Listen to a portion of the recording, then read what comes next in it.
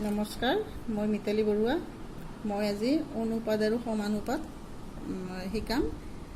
যাক ইংৰাজীত কয় ৰেচিঅ' এণ্ড প্ৰপৰ্চন। মই আৰম্ভ কৰিছোঁ বাৰু।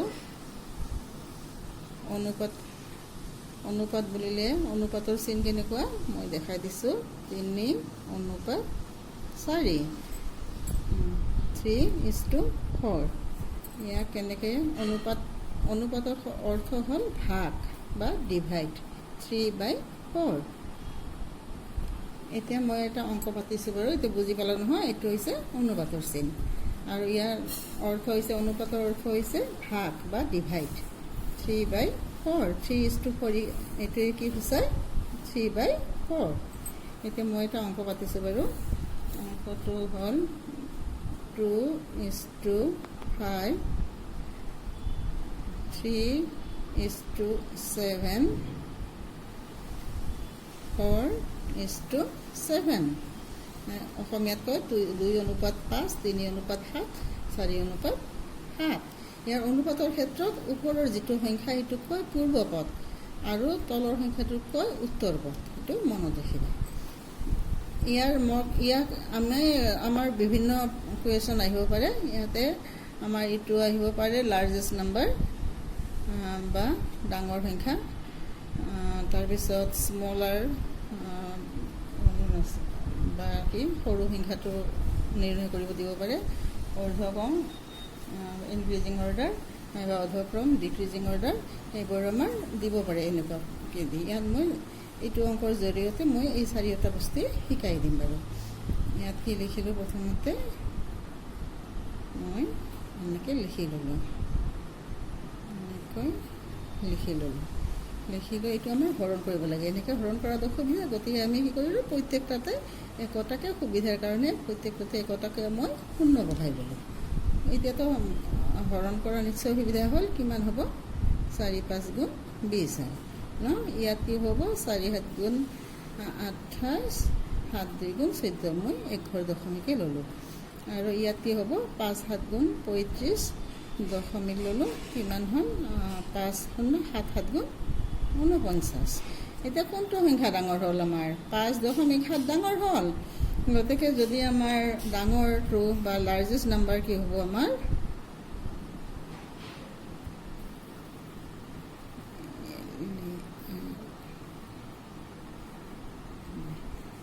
লাৰ্জেষ্ট ডাঙৰটো ন, ডাঙৰটো কি হ'ব? আমাৰ 4:7। তাৰপিছত আমাৰ আৰু কি হ'ব? স্মলাৰ, যিটো স্মলাৰ মানে সৰু সংখ্যাটো কি হ'ব? 2:5 ন। এতিয়া আমাৰ কি ইনক্ৰিজিং অৰ্ডাৰ বা ঊৰ্ধ্বক্ৰম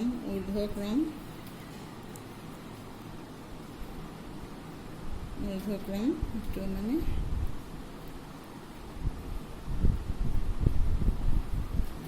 ইনক্ৰিজিং অৰ্ডাৰ কি হ'ব? এইটো মানে আমাৰ সৰুৰ পৰা ডাঙৰলৈকে সজাব লাগিব ন, ঊৰ্ধ্বক্ৰম হ'লে। গতিকে প্ৰথমতে আমি কোনটো পালোঁ? 2:5। এইটো লেছ দেন 3:7, লেছ দেন 4:7। ঠিক তেনেকৈ অৰ্ধক্ৰমত এইটো উল্টাই দিলেই হ'ল, একে কথা। অৰ্ধক্ৰমত কি হ'ব? ডিক্ৰিজিং নম্বৰ,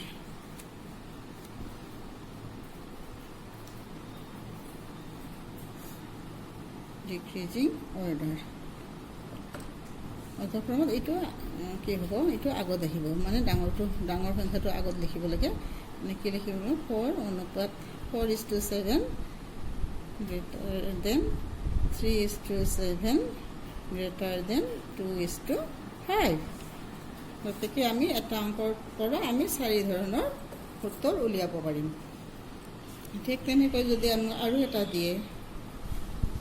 আৰু এটা যদি দিয়ে, এইটো খুব পৰীক্ষাত প্ৰায় আহিয়ে থাকে। এইটো 1/3, 1/5, 1/7। ইয়াৰ ঊৰ্ধ্বক্ৰম, ইনক্ৰিজিং অৰ্ডাৰ, ডিক্ৰিজিং অৰ্ডাৰ মই দুয়োটাই কৰি দিছোঁ বাৰু। ইয়াতে মই আগৰ দৰেই কৰিলোঁ, মই প্ৰত্যেকটাতে শূন্য লগাই ল'লোঁ। প্ৰত্যেকটাতে শূন্য লগাই লৈ কি পাম আমি এতিয়া, তেনেকৈ পালোঁ হা। গতিকে কি হ'ব, 3 3 গুণ 9, 3 3 গুণ 9, 5 2 গুণ 10, আৰু ইয়াত হ'ব 7 1 গুণ 7, 7 1 গুণ 7 আৰু দশমিক 7 1 গুণ 7 1 1 এইটো গুণ 7 আৰু 3 থাকিল নহয়, 4 7 গুণ 28, 1.4। গতিকে আমাৰ দেখা দেখি এইটো সৰু এইটো ডাঙৰ। আমি কি হ'ল IO বুলি লিখিলোঁ, ইনক্ৰিজিং নম্বৰ বা ঊৰ্ধ্বক্ৰম যদি দিয়ে আমি কি লিখিম তেতিয়া,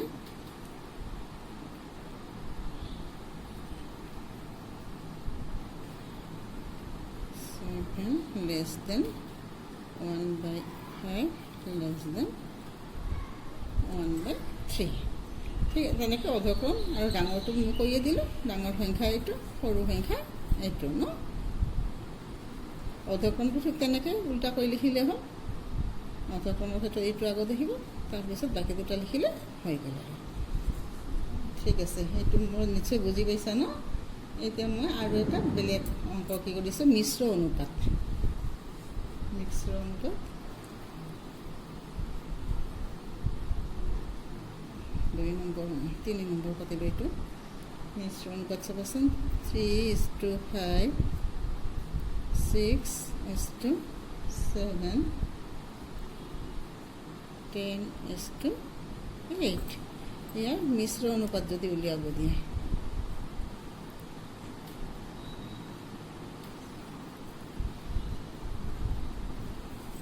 এইটো একেবাৰে সহজ অংক। এইটো কি কৰিব লাগিব, আমি এনেকৈ কাটিলোঁ, মাজত একটা পূৰণ চিন দিম। মাজত একটা পূৰণ চিন দিলে আমাৰ অংকটো হৈ যাব। আমি কাটাকাটি কৰিম, কাটাকাটি কেনেকৈ কৰিম, আমি ইয়াত 3 লিখিলোঁ, 2 দি কাটাকাটি কৰিলোঁ, ইয়াত 4 লিখিলোঁ হা। এই 5 দি কৰিলোঁ, 5 2 গুণ 10 হ'ল। আৰু 2 দি 4 কাটিলোঁ, কিমান হ'ল 2। কিমান থাকিল, ওপৰত থাকিল 3 পূৰণ 3 আৰু তলত থাকিল 7 পূৰণ 2। ওপৰত থাকিল 3 পূৰণ 3, তলত থাকিল 7 পূৰণ 2 সমান, ওপৰত 9 হ'ল, তলত হ'ল 14। এইটোৱে আমাৰ এনচাৰ। নিশ্চয় এনেকুৱা যদি মিশ্ৰ অনুপাত আহে তোমালোকে অতি সহজে কৰিব পাৰিবা।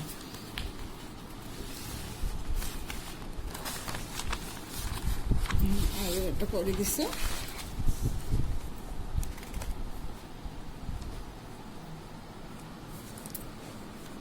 দিয়া আছে 4 নম্বৰ, 3 নম্বৰ গ'ল, এবাৰ 4 নম্বৰ আছে A:B।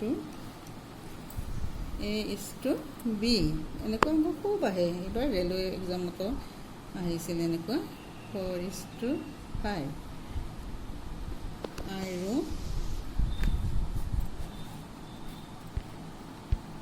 B:C সমান 2:3 হ'লে A:B:C কিমান হ'ব? কিমান হ'ব? তাৰমানে এইটোৰ পৰা আমাক A অনুপাত B অনুপাত C উলিয়াব দিছে। ইয়াত কি হ'ব,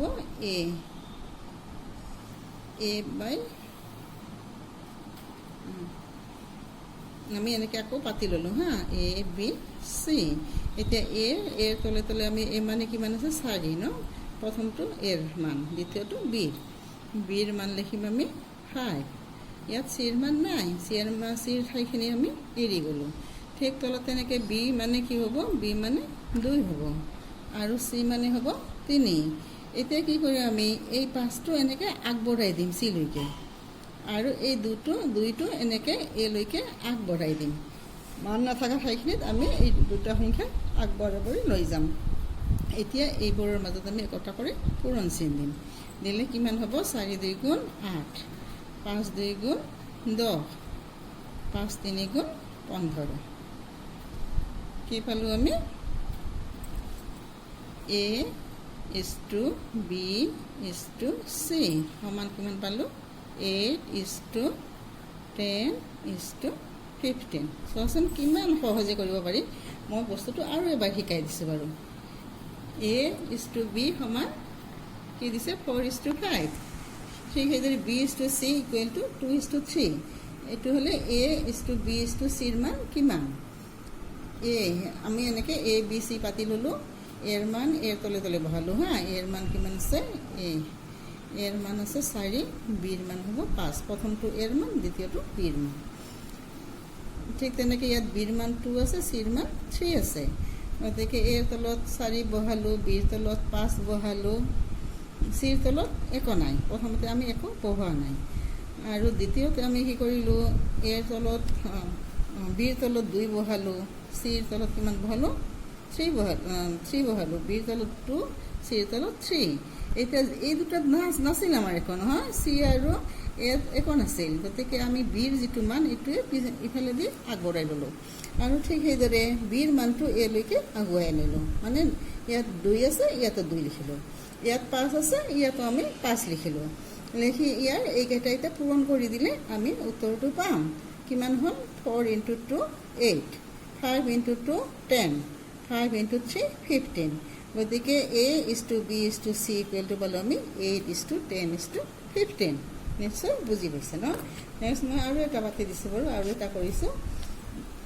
যদি এনেকুৱা আহে তো এনেকৈ নিদিয়ে, আমাক বস্তুটো ক্ৰিটিকেল কৰি দিয়ে। কেতিয়াবা বহুত ক্ৰিটিকেল কৰি দিয়ে, যাতে ল'ৰা ছোৱালীখিনিয়ে দেখিলে অলপ ভয় কৰে। তেনেকুৱা ধৰণৰ পৰীক্ষাবোৰত দিয়ে। A সমান বিৰ মান দিছে, মান দিব 3/7। আৰু বি সমান চিৰ মান, বিৰ সমান চিৰ মান দিছে 2/5।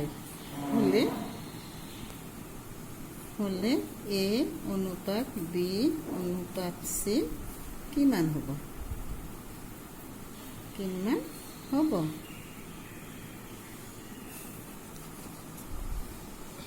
ইয়াত কি হ'ব লাগে? A মানে 3 হ'ব, B মানে 7 হ'ব হা। সেইটো মনত ৰাখিবা। ওপৰতো এৰ মান হ'ব, তলতো বিৰ মান হ'ব। ঠিক তেনেকৈ ওপৰতো বিৰ মান হ'ব, তলতো চিৰ মান হ'ব। আগৰটোৰ দৰে মই লিখি যাম এতিয়া। A মানে লিখিম 3, B মানে লিখিম 7, চিটো নাই। গতিকে এই বিৰ মানটোৱে মই চিলৈকে আগবঢ়াই দিলোঁ। ঠিক তেনেকৈ আছে মোৰ কিমান দিছে? B মানে দিছে 2 আৰু C মানে দিছে 5। এতিয়া এই 2টো মই এইলৈকে আগবঢ়াই আনিলোঁ। আনি এই দুটা পূৰণ কৰি দিলোঁ। এই 3টা একেলগে পূৰণ কৰি দিলোঁ। কি হ'ল? 3 2 গুণ 6, 7 2 গুণ 14, 5 7 গুণ 35। অতি সহজ হৈ গ'ল ন? অতি সহজে। A is to B is to C সমান পালোঁ কিমান? 6 is to 14 is to 35। নিশ্চয় তোমালোকে বুজি পাইছা। কেতিয়াবা আকৌ কেনেকৈ দিয়ে, মানে পাজল লগাবৰ কাৰণে পৰীক্ষাবোৰত আৰু ইমান ইজি নিদিব পাৰে ন? অলপ আৰু প্ৰিপেয়াৰ কৰিও দিব পাৰে। তেতিয়াহ'লে আমি কেনেকৈ কৰিম সেইটো মই অলপ শিকাই দিছোঁ। কেতিয়াবা কি দিয়ে জানো? কেতিয়াবা দিয়ে কিছু কিমান নম্বৰ দিব? 6 নম্বৰ। কেতিয়াবা কেনেকৈ দিয়ে? 2A equal to 3B।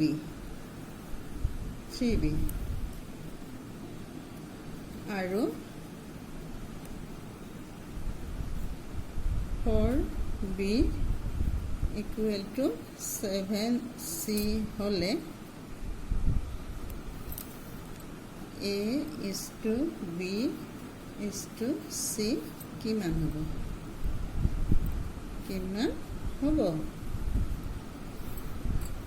এনেকৈ দিলে অলপমান পাজল লাগে ন, এৰ মান 2 হেন লাগে, কিন্তু আচলতে নহয়। ইয়াৰ 2ৰ লগত এইটো এটা ইনটু আছে, 2 ইনটু এ 3 ইনটু বি, গতিকে অপজিট হ'ব। 2ৰ তলত কিমান আহিব 3, আৰু এৰ তলত কিমান আহিব, এৰ তলত আহিব 3, আৰু বিৰ তলত যাব 2, গতিকে কি হ'ব, আমি কি পাম, a by a is to 3 পাম, আৰু b is to 2 পাম। ঠিক সেইদৰে পাম আমি b is to 7 পাম, আৰু c is to 4 পাম।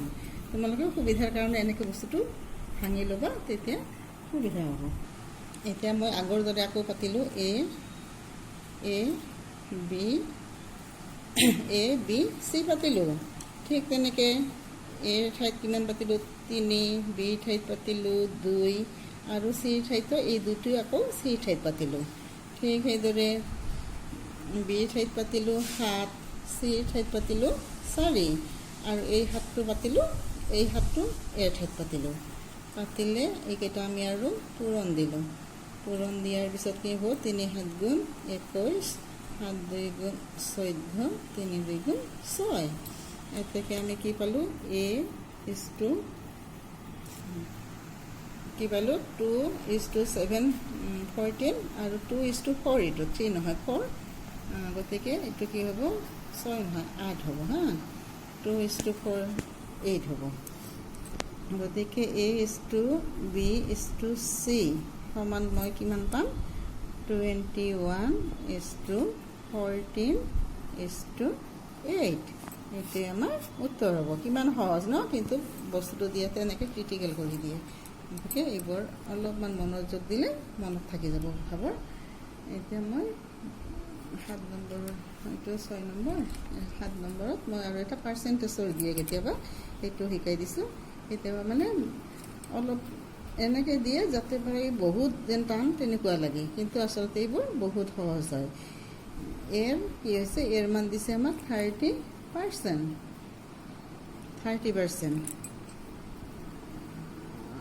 বিৰ দিছে 70%, চিৰ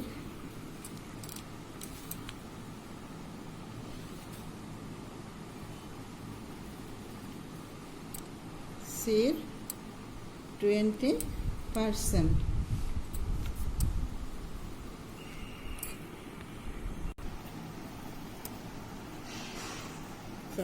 এইটো কি হৈছে, কি দিছে, এৰ 30% সমান দিছে বিৰ 30% সমান চিৰ 20%।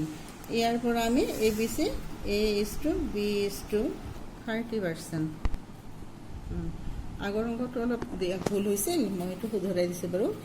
এৰ 30% সমান বিৰ 70%, বিৰ 70%, আৰু দিছে বিৰ 10%, বিৰ 10% সমান চিৰ কিমান দিছে 20%, এনেকৈ দিছে হা। আৰু ইয়াৰ পৰা কি উলিয়াব দিছে আমাক, A is to B is to C উলিয়াব দিছে। তো দেখাত বহুত টান যেন লাগে ন, কিন্তু কি হ'ব, আমি ইয়াৰ পাৰ্চেণ্ট উঠাই দিব পাৰোঁ। পাৰ্চেণ্ট আমি কাটিলোঁ, ইয়াৰো পাৰ্চেণ্ট কাটি দিলোঁ। তাৰপিছত এই শূন্যকেইটা আমি নোহোৱা কৰি দিলোঁ, এই ৰ মানেতো পূৰণ, গমেই পোৱা ন, ৰ মানে পূৰণ। গতিকে কি হ'ব ইয়াত, a বাই 7, এই 7টো ইফালে আহিব, আৰু b বাই 3, আৰু তলত কি হ'ব, b বাই 2 হ'ব, b বাই 2, c বাই 1 হ'ব। ঠিক তেনেকৈ আৰু পাতিম a b c। এতিয়া এৰ 7টো পাতিলোঁ, বিৰ 3টো পাতিলোঁ, চিৰ নাই ন, প্ৰথমটোতো চি নাই, গতিকে এই 3টোৱে মই চিলৈকে আগবঢ়াই দিলোঁ। বিৰ ঠাইত 2 পাতিলোঁ, চিৰ ঠাইত 1 পাতিলোঁ, এই 2টো 1লৈকে এলৈকে আগবঢ়াই দিলোঁ। এতিয়া এইকেইটা পূৰণ কৰিম, 7 2 গুণ 14, 3 2 গুণ 6, 3 1 গুণ 3 এটাকে কি পালোঁ মই a is to b is to c সমান 14 is to 6 is to 3 আমাৰ একেই হ'ব এনসাৰ চোৱাচোন কিমান সোনকালে কিমান সহজে আমি এইবোৰ উলিয়াব পাৰোঁ কিন্তু এনেকৈ অংকটো দেখাৰ লগে লগে ভয় লাগি যায় ন কিবা পাৰ্চেণ্ট দিছে এইবোৰ কিজানি বহুত টান হয় তেনেকুৱা ভাৱ হয় কিন্তু আচলতে বহুত সহজ হয় ইয়াৰ পিছত আৰু এটা দিন আৰু কেনেকুৱা আহে পৰীক্ষাবোৰত এইটো SSCত অহা বুলি শুনিছোঁ আৰু প্ৰশ্ন পেপাৰত পাইছিলোঁ এইটো ডাঙৰ হাতৰ এ লিখোঁ a is to b সমান 7 is to 5 হ'লে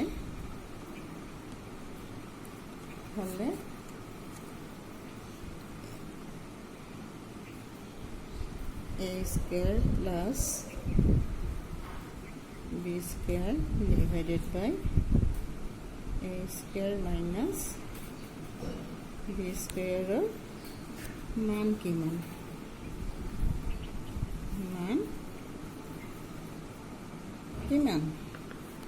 এইটো আমি ডাইৰেক্ট এনেকৈ বহাই দিলোঁ হা আমি ইয়াৰ চিধা ইয়াৰ মানটো বহাই দিম এৰ ঠাইত এৰ মানটো বহাই দিম এৰ মান কিমান হ'ব 7 কিমান লিখিম 7 স্কুৱেৰ প্লাছ 5 স্কুৱেৰ ডিভাইডেড বাই 7 স্কুৱেৰ মাইনাছ 5 স্কুৱেৰ কিমান হ'ব 7 7 গুণ 49 49 প্লাছ 25 49 মাইনাছ 25 এইটো আমি প্লাছ কৰিলে কিমান হ'ব 74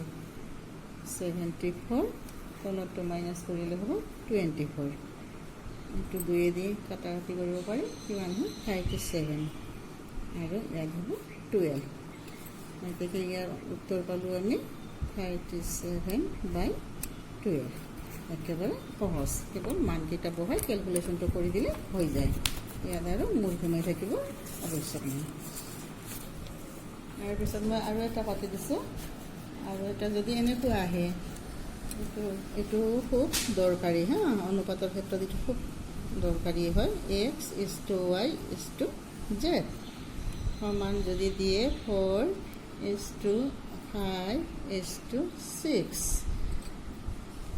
হ'লে কি দিছে x square plus y square plus z square divided by y কিমান হ'ব আমি সময় নষ্ট নকৰাকৈ চিধা চিধি কি কৰিম এক্সৰ ঠাইত লিখিম 4 স্কোয়াৰ ৱাইৰ ঠাইত লিখিম 5 স্কোয়াৰ আৰু জেডৰ